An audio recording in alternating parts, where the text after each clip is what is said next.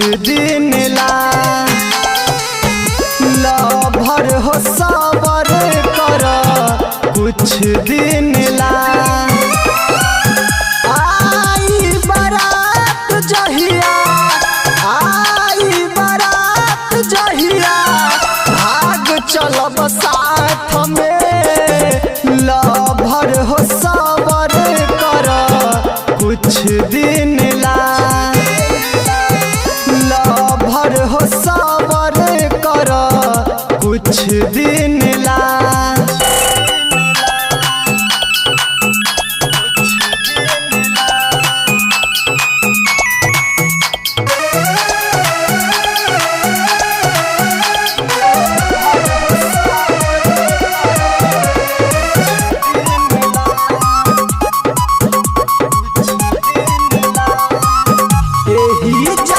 भाग चलब आइब ना दोबारा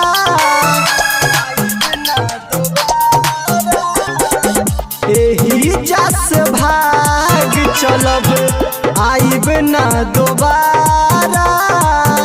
हनीमून मनावल जाई जाके बिघबारा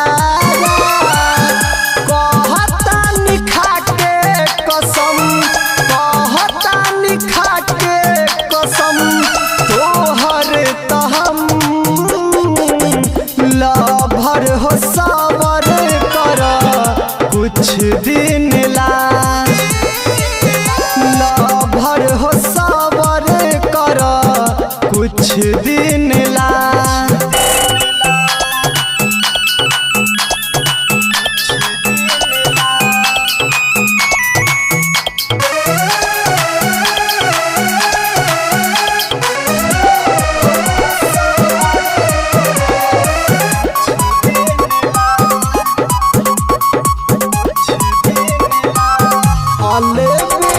पंडित लिखले साचे कहानी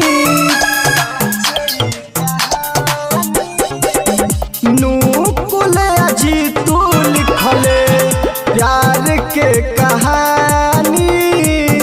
पर नए दीवाना के तू दिल के हौरानी जान गवाइब भोले जान गवाइब भोले रखब तोहरा साथ में लभर हो सबर कर कुछ दिन ला